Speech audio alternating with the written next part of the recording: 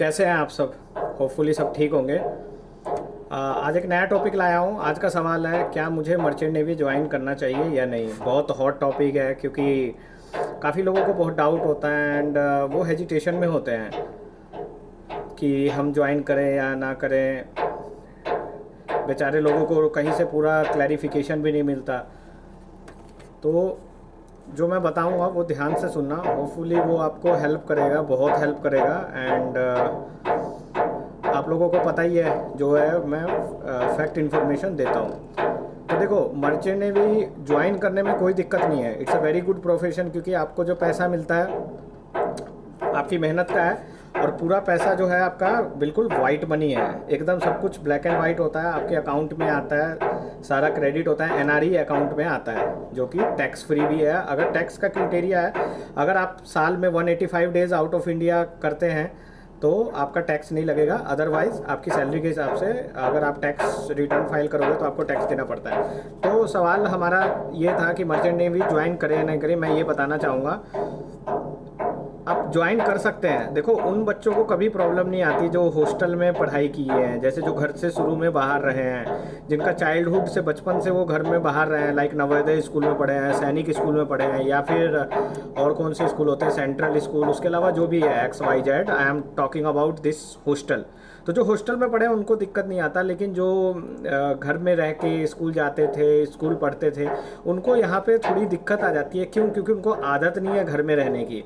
अब आप 12 तक तो घर में बराबर रहे हो, आप शाम को आए हो, आपके मम्मी वगैरह ने पूछा, या आपकी दीदी वगैरह ने, या आपके भाई वगैरह ने कि भाई खाना खाया है नहीं खाया, क्या हाल है। ये फेस्टिवल में आप अटेंड किए हो, दिवाली होती है, दशहरा होता है, ईद होता है, जो भी फेस्टिवल होता है, क्रिसमस होता है, तो जो भी फेस्टिवल होता है आपसे पूछा जाता है कि कैसे हो, नए नए कपड़े पहनते हो। बट यहाँ पे क्या है, शिपिंग में मैं फ्रैंकली आपको बता दूँ, सेक्रीफिकेशन तो है।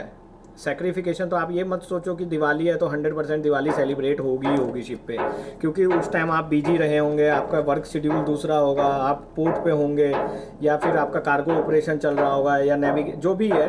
तो ऐसा ज़रूरी नहीं है कि हर फंक्शन सेलिब्रेट हो या ना हो। तो उस टाइम यार लगता है कि भाई हम क्यों आ गए मर्चेंट नेवी में।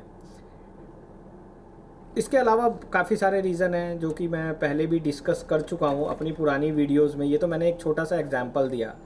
अब जैसे घर पे हैं, मान लो हम लोग नाश्ता वगैरह करते हैं, नहीं किया टाइम पे, तो पूछते हैं ना कि ये लोग कि भाई क्यों क्यों नहीं खाए, क्या रीज़न है। यहाँ पे कोई पूछने वाला नहीं है, आप खाओ ना खाओ, क्योंकि मेनली यहाँ पे काम से कंसर्न है। सबके पास अपना अपना इंडिविजुअल इतना काम होता है कि किसी के पास इतना टाइम नहीं है कि आपसे पूछेगा कि भाई खाना खाए कि नहीं खाए, कि क्या हाल है, घर पे सब कैसे हैं। नॉर्मल कैजुअली तो पूछते ही हैं as a humanity wise, but इतना टाइम नहीं मिलता है क्योंकि सब अपनी अपनी लाइफ में बिजी होते हैं। और जो टाइम मिलता है तो उसमें जो भी बंदा होता है वो सोचता है चलो फ़ोन पे मैं घर पे बात कर लूँ या अपने दोस्तों से बात कर लूँ। तो उस टाइम भी लगेगा तुम्हें कि अरे यार मैंने ये प्रोफेशन क्यों नहीं जा। और ये शुरू शुरू में लगता है इनिशियली, तो घबराने की ज़रूरत नहीं है। शुरू शुरू में जब आप ज्वाइन करोगे ना तब लगेगा आपको, बट धीरे धीरे जैसे over the period of time, like 2 years 3 years 4 years हो गए, देन यू विल रियलाइज़ कि नहीं भाई कोई बात नहीं, मतलब ये तो नॉर्मल है। तो ये एक बात हो गई। दूसरी बात ये है कि आप ज्वाइन करो तो प्रॉपर, जैसे मैं पहले भी बताया हूँ, तरीके के साथ ज्वाइन करो, अच्छी कंपनी के साथ ज्वाइन करो। अगर शुरू में आप अच्छी कंपनी के साथ ज्वाइन करते हो, जैसे कि आप फ्लीट मैनेजमेंट से स्पॉन्सर हो, सिनर्जी से हो, सी स्पैन से हो, ग्रेट ईस्टर्न से हो, SCI से हो, शेल, शेवरॉन, बर्नाल शुल्टे, ये सब कंपनी से स्पॉन्सर हो, तो कोई दिक्कत नहीं होती। क्योंकि भाई देखो, एक तो आपकी जॉब की फिक्स होती है कि चलो हाँ भाई ट्रेनिंग के बाद यहाँ नहीं वहाँ तो हमें मौका मिलेगा ही मिलेगा। बाकी जगह करने से क्या है, तो आप शुरू में ही इतने हताश हो जाते हो, शुरू में ही इतने निराश हो जाते हो कि ट्रेनिंग के लिए ही शिप नहीं मिलता। फिर छोटे मोटे शिप मिल जाते हैं आपको इधर उधर के, जो वहाँ पे ट्रेनिंग शेड्यूल भी ठीक नहीं है।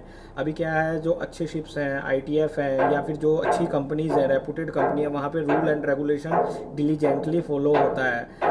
MLC नाम की चीज़ है, रेस्ट आवर नाम की चीज़ है, आपके सोने का, खाने पीने का सबका ध्यान रखा जाता है कि भाई यहाँ खाना बराबर है कि नहीं है, सोने को बराबर मिलता है कि नहीं मिलता है, आप अपना रेस्ट आवर प्रॉपर्ली फिल करते हो, सारा कुछ रिकॉर्डेड होता है। बट अगर आप वही दूसरी कोई ख़राब घटिया कंपनी में जाओगे तो they are not bothering about you. तो ज्वाइन करने में प्रॉब्लम नहीं है, बट अच्छी कंपनी के साथ, रेपुटेड कंपनी के साथ जा सकते हैं।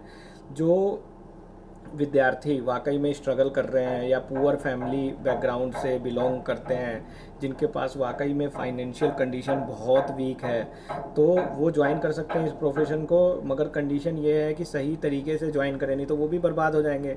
पैसा इधर उधर लगा देंगे, बाद में उनके पास दूसरे चीज़ के लिए पैसा नहीं है, खेत बेच के पैसा लगा दोगे, घर बेच के लगा दोगे, बाद में पता चला कि भाई ये तो कंपनी फर्जी है या ये इंस्टीट्यूट ही जाली है, तो फिर पछता के क्या फ़ायदा। तो यहाँ पे भी मैं कहूँगा कि यहाँ पे आपको थोड़ा ड्यू डिलीजेंस रखना होगा। ड्यू डिलीजेंस का मतलब होता है, जैसे हम मान लो रोड पार कर रहे हैं, तो रोड का पार करने से पहले आप क्या देखते हो, आगे पीछे साइड में अगल बगल में सब जगह देखते हो ना। तो ये ड्यू डिलीजेंस का मतलब होता है कि हमें सावधानी बरतनी है, हमें चारों तरफ देख के तब रास्ते में कदम रखना है।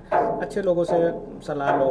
कहीं क्या होते हैं, इंस्टीट्यूट से मिले हुए होते हैं, वो आपको बता देंगे कि भाई यहाँ नहीं, यहाँ से कर लो, इंस्टीट्यूट का प्रमोशन करेंगे, बट उन चक्करों में बिल्कुल भी मत पड़ो। आपके पास सब कुछ है आजकल, सारे मतलब सुविधाएं हैं, फ्री इंटरनेट है, कितनी सारी फैसिलिटीज़ हैं, तो आराम से आप पता लगा सकते हो कि भाई ये सही है कि नहीं है, जेन्युइन है कि नहीं है, कहीं फेक तो नहीं है। तो बस इन चीज़ों का ध्यान रखना है आपको। अगर ये छोटी छोटी चीज़ें, अब इसमें देखो स्टेप्स हैं। पहला स्टेप अच्छी कंपनी मिलना, सेकंड स्टेप इंस्टीट्यूट से ट्रेनिंग करना, IMU CT एग्ज़ाम क्लियर करके इंस्टीट्यूट से ट्रेनिंग करना, थर्ड स्टेप जो सबसे बड़ा स्टेप और सबसे इम्पोर्टेंट स्टेप है, जो कि मैंने वीडियो के शुरू में बोला, आपको वेसल पे सर्वाइव करना। Survive means in the sense बोले तो आप ट्रेनिंग पीरियड में हो, आपको कंट्रोल में रहना है। ये नहीं है आप जैसे घर पे होते हैं ना, हम लोग गुस्सा दिखाते हैं, फैमिली के ऊपर गुस्सा दिखाते हैं, यहाँ पे वो नहीं चलेगा। आपको अपना एटीट्यूड सही करके रखना होगा। इवन मैं तो कहता हूँ लाइफ में भी ना यार, गुस्सा होना ही क्यों है।